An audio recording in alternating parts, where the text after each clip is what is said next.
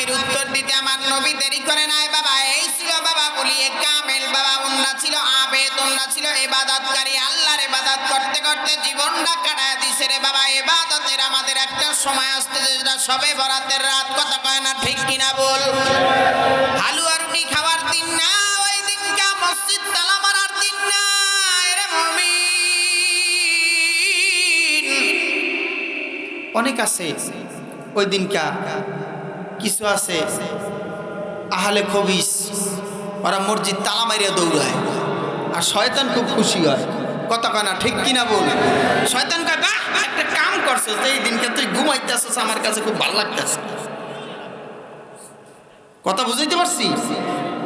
আর সবে বরাতের রাত্র লিজা কান লাইলাতুন নিসফি মিন শাবান ফাকুমু লাইলাহা ওয়া সুমু নাহারাহা ইন্না আনসালনাহু ফি লাইলাতিন মুবারাকা। মুবারাকময় রাত্র, এত সুন্দর রাত্র, যে রাত্রগুলান এত দামি দামি রাত স্পেশাল আল্লাহ তাআলা আপনাকে আমাকে দিয়েছেন, এই রাত্রগুলি ইবাদতে কাটায়া দাও। এই সবে বরাতের রাত্রে ইবাদত করবেন রাত জায়গা, পরের দিন রোজা রাখবেন, পরের দিন রোজা রাখবেন আর সারা রাত ধরে ইবাদত করবেন। ইবাদত করবেন কি কি ইবাদত করবেন? আমি আপনাদেরকে বলছিলাম যে একটা আমল দেব, মনে আসেনি কথাটা? হ্যাঁ কয় এ বাবা আর একটু কথা, একটা হাদিস মনে পড়ছে অল্পতে কয়ালাই বাবা, তারপরে আমি আমলটা দিয়ে মোনাজাত দিমু। হযরত আয়েশা সিদ্দিকা রাদিয়াল্লাহু তাআলা তিনি ঘুমায়, নবীজিও ঘুমায়। হঠাৎ করে ঘুমের যখন আয়েশার ঘুম আইসা গেছে, আয়েশা সিদ্দিকা রাদিয়াল্লাহু তাআলা আনহার চোখের ভিতরে ঘুম আইসা গেছে। এবার আয়েশা ঘুমায় গেলেন।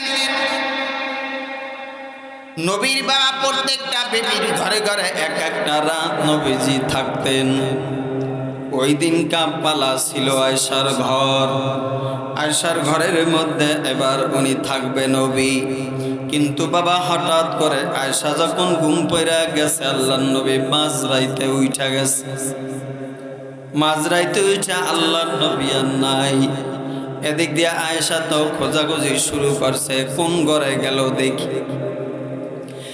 এক এক করে বিবিদের ঘরগুলি তালাশ করতে করতে চলে গেলেন। তালাশ করতে করতে করতে করতে দেখলেন কোন বিবিদের ঘরে নাই। কোন জায়গায়? তাইলে মসজিদে নববীর ভিতরে যাই, দেখলেন মসজিদে নববীর ভিতরে আল্লাহর নবী নাই।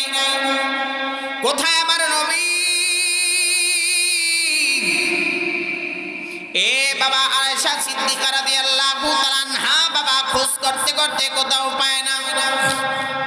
হঠাৎ করে বাবা জ্যোৎস্নার রাত্র তাকায়া দেখে একটা আলোর মতো দেখা যায়। সুবহানাল্লাহ কোন কি দেখা যায়? জোরে কোন।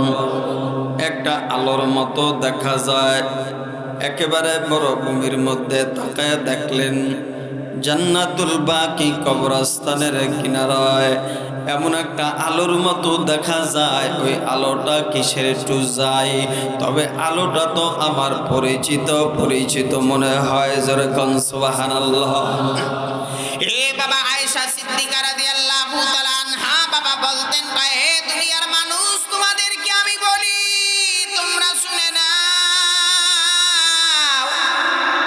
সব মানুষের দুনিয়ার ভিতরে একটা সূর্য আছে, আমি আয়েশার একটা সূর্য আছে। তবে দুনিয়ার সূর্যটা পূর্ব দিক দিয়ে উদিত হয় সকাল বেলায়, আর আমার ঘরের মধ্যে একটা সূর্য আছে, আমার সূর্যটা উদিত হয় সন্ধ্যার পরে। সুবহানাল্লাহ। কয়েক নবীজি ঘরে আসলে আমার বাতি লাগতো না। সুবহানাল্লাহ জোরে কোন। এটা হলো এমন একটা নবী আপনারে আমারে আল্লাহ দিছে, রহমতের নবী, দয়ার নবী, মায়ার নবী, হায় হায় করুণার নবী, যেই নবীর কোনো তুলনা হয় না রে বাবা। এই আলোর মতো দেখা যায়। আয়েশা সিদ্দিকা রাদিয়াল্লাহু তাআলা আনহা চলে গেলেন। এবার গিয়ে দেখলেন আমার যে টার্গেট ছিল, আমি দেখলাম গিয়ে আমার নবী ওই জায়গায় দোয়া করতে আছে। জোরে চিল্লা বলেন আল্লাহু আকবার। আয়েশা পিছনে গিয়ে দাঁড়ায়। এবার আয়েশারে বলে, কয় আয়েশা তুমি কেন আসছো? কয় আমি আসছি মনে করছি অন্য কোনো বিবিদের ঘরে আপনি গেছে। এবার আয়েশারে বলে, আয়েশা তুমি তো জানো না এই রাত্রটা কোন রাত্র জানো? এই রাত্রটা হলো সবে বরাতের রাত। কবরস্থানের কিনারায় গিয়া নবীজি দোয়া করছেন, এ বাবা আপনি আমি তো এখন দোয়া জানি না, মা বাবার জন্য বাবা দোয়া করি না। কেন দোয়া করি না জানেন? আমার দোয়া করার মতন ক্যাপাসিটি আমার ভিতরে নাই, ওই আকাঙ্ক্ষায় আমার মধ্যে নাই। কথা কয় না ঠিক কিনা বল? ওই দিন ছিল সবে বরাত। এই জন্য বাবা সবে বরাতের রাত, আবার সবে বরাতের রাত্রে চাইলে বলে আল্লাহ দেয়। তিনটা লোক বইছে স্বর্ণের দলা লইয়া, মাটির দলা লইয়া বইছে। হুজুররা কইছে সবে বরাতের রাত্রে যা চাই তাই বলে দেয়। এই জন্য মাটির একটা দলা লইয়া বইছে ঢাইকা। আল্লাহ গো এই মাটির দলাটা স্বর্ণের বানায় দাও, আল্লাহ গো মাটির দলাটা স্বর্ণের বানায় দাও। আল্লাহ কয় খবিস রে, তুই আর কিছু পালি না, তুই মাটির দলা স্বর্ণের চাষ। সকালবেলা খুইলা দেখে, কিরে কাপড় সরাইয়া দেখে মাটির দলায় আছে। কথা কানা ঠিক কিনা?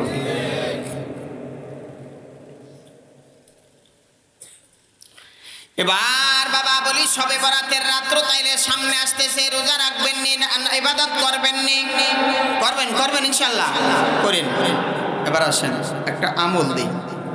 আমলটা হলো এই সবে বরাতের রাত্রটা 4 রাকাত নামাজ পড়বেন।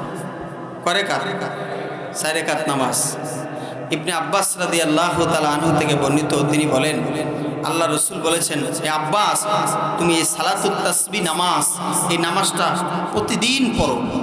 যদি না পারো তাইলে তুমি সপ্তাহে একদিন পারো, না পারলে মাসে একদিন, না পারলে বছরে একদিন, তাও যদি না পারো তাহলে জীবনের একবার পড়লেও পড়ো। এটা সগীরা কবিরা সব গুনাহ আল্লাহ মাফ করে দেয় যদি নামাজ হয়। এই সালাতুত তাসবিহ নামাজটা পড়ার 2টা নিয়ম আছে। কয়টা নিয়ম? সালাতুত তাসবিহ নামাজ পড়ার 2টা নিয়ম আছে।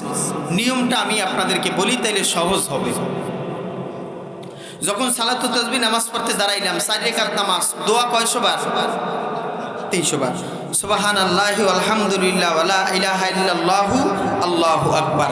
এই দোয়াটা 300 বার পড়তে হয় 4 রাকাত নামাজে। মোট হইল 300 বার। এটা এক এক রাকাতে 75 বার করে।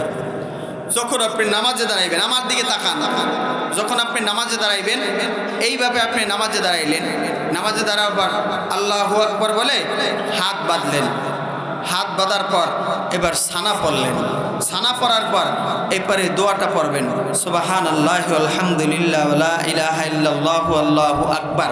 এই দোয়াটা পড়বেন 15 বার। কয়বার? 15 বার। 15 বার দোয়াটা পড়ার পর সূরা ফাতিহা পড়বেন। সূরা ফাতিহার পর যে কোনো একটা সূরা পড়বেন।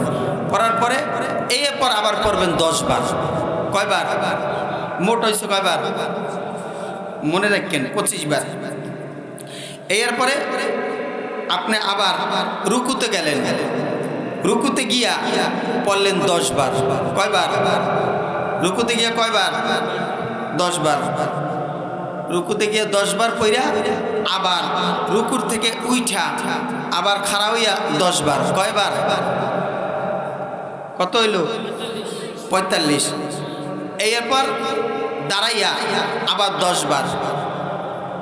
কয়বার? 55। এবার সেজদায় গিয়ে 10 বার, সেজদার দিয়া উঠটা 10 বার, আবার সেজদায় গিয়ে 10 বার।